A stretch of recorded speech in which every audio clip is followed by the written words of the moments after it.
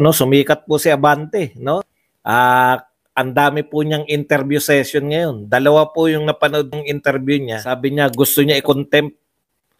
Sabi ni BP Sara daw gusto niyang makontempt, sinasadya niyang makontempt para daw kaawaan ng tao. Talaga? Gusto magmakaawa ni Sara Duterte? Imposible, parang hindi. Kaya wala kayo sa hulog mag-analyze, no?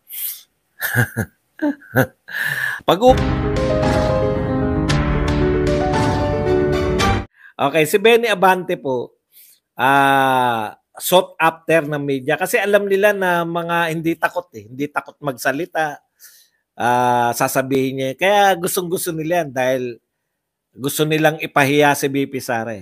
Okay, ito po ang sinabi yung mga sinabi muna ni Abante, mamaya natin na birahin. So ayon sa hearing, sabi ni Abante, she always said the same answer all throughout. She's not answering us directly. And to us, that is arrogance, insult, and that is disrespect.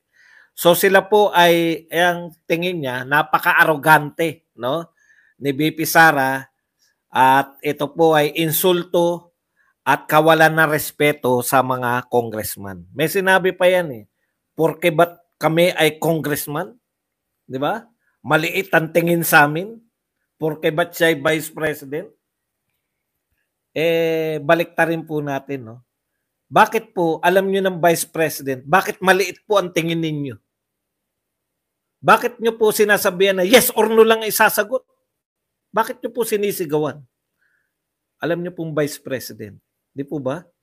Bakit mo pinipilit na katulad ng mga witness ninyo na yes or no lang ang pwedeng isagot? Okay.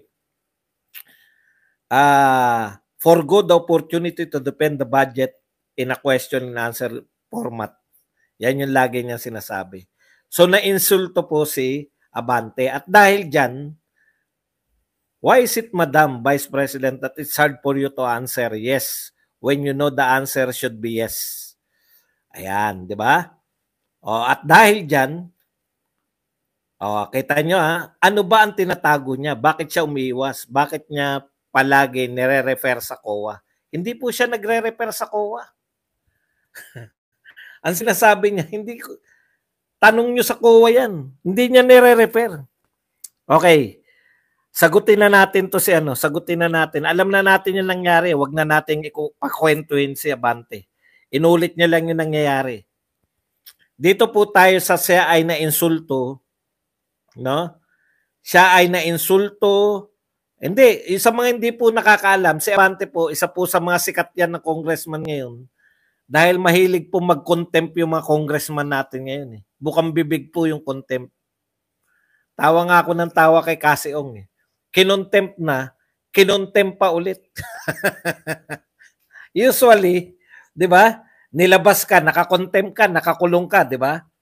Usually, ilalabas ka, pag hindi pa ka pa rin nagsalita, papasok ka na lang uli. Kasi ayaw mo magsalita Ito po, pangalawang contempt. Para takutin ba? Mukhang natakot naman yung si Kasiong dahil ikukulong na siya, hindi na sa Congress ikukulong na siya sa Saan yun? Sa may correctional. Mga kasama niya na, mga bilanggo talaga. Okay. Mamaya na yung contempt. Dito muna tayo. Hindi ko alam kung nang simula pa lang naroon na si Abante, no? Ito ang problema pag late ka o kaya hindi ka nakikialam sa usapan. Naglalatag ng rules Naglalatag ng rules si Kimbo at nagsasabi rin si BP Sara ng mga sasabihin niya. Nung pagkatapos, yan lang po, syukran. Di ba? Nagsyukran na si BP Sara. Sinabi na ni na ito na yung magsisimula na po yung ating question and answer portion. Di ba? Hindi po ganito yung actual na mga sinabi, pero ganito po yung naganap. So hindi ko alam kung nariyan na si Abante, kung siya ba ay wala pa, no? Okay. Kung late na siyang dumating, hindi na natin problema. Hindi na problema 'yon ni BP Sara. Yan yung problema nitong mga nag-i-interview eh.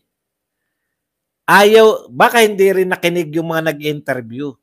Yun yung problema kasi. O, late si Abante. So, late ka. Nung nagsabi si Kimbo, may usapin agad. May usapin agad. Sabi ngayon ni Kimbo, ni Vice President, all of my answers will be, I will forgo, ano yung salita niya? I will forgo the opportunity to defend the budget in a question and answer format, etc., etc. Yun yung sinabi niya. Madam, all of my answers, kasi hahaba lang tayo. Ano po yan po yung sinabi, ganyan na ganyan po yung sinabi ni BP Sara. Sinabi niya talaga yun, Madam, hahaba tayo eh. All of my answers to all of the questions will be, I will forgo the opportunity. Ibig sabihin po, hindi yung chance akong sagutin yung mga katanungan nyo ay wini-wave ko na. Kung ano yung gusto nyong gawin, nagbigay ako ng budget, bahala na po kayo kung i-approve nyo o hindi. Pero hindi na po ako sasagot. I will forgo. I will forgo the opportunity to defend the budget in question and answer format. Yan po ang sasagot ko lahat, Madam, sabi ni BP Sara. We accept. Is there any objection? Nagtanong pa si Kimbo. So, ibig sabihin, may kasunduan si BP Sara. Sana nakikinig si Abante kasi hindi yata na point out yan ng mga nagtatanong sa kanya. Ayan yung problema ng mga press ngayon. Wala nang, hindi na marunong mag-isip. Sana sinabi nyo yung katotohanan, late po yata kayo, hindi nyo po narinig. Ibig sabihin, hindi po kasunduan yan. Sinabi po ni BP Sara na lahat ng tanong ninyo, sasagutin ko ng ganito.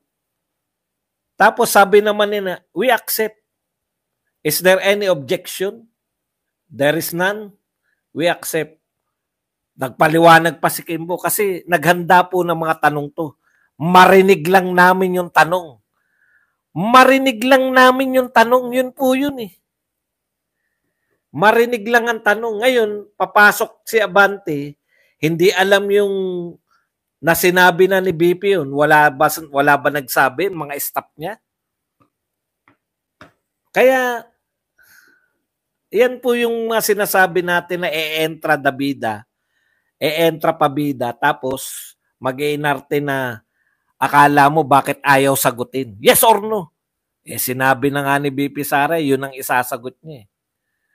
Diba? Sinagot niya lang yung convicted, sinagot niya lang yung mga ano. Kasi may pambara siya ron eh. Ano yun na rin natin yung yung sinasabi nila. Ngayon, ang pinipresent naman nila ngayon, kumbaga, akala nila, masusway nila si BP Sara dun sa trap nila. Trap nila yan eh. Hindi po nagpadala si BP Sara. No? Hindi pumasok sa trap nyo. Isa pa. Nakalimutan ko tuloy yung sasabihin ko. Nasa mid-sentence ako noon, naalala ko eh.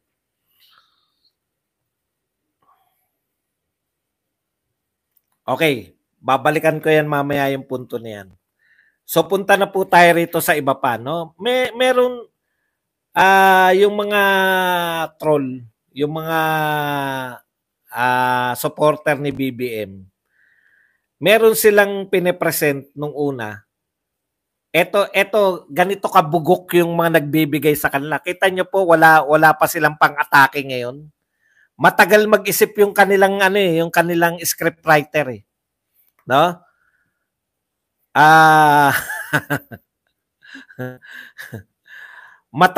matagal mag-isip. Ito po yung gusto nilang palabasin noon ganito. Alam ko na yan eh. Kasi pinattern nila last eh. Ang nakahandang script ng mga troll ay eto.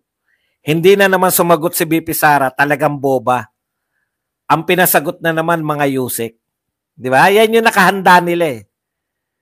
Eh ngayon, kung may nakahanda sila, nakahanda na yan eh. Pinapakita na nga nila, may picture nga si Powa eh. The real Vice President, mga ganon, di ba? Nakita ko na yan eh. Siguro merong hindi na-inform na hindi pumapil si Powa. Meron nakapost ng ganon eh, nung nakaraan pa. Okay. Yun yung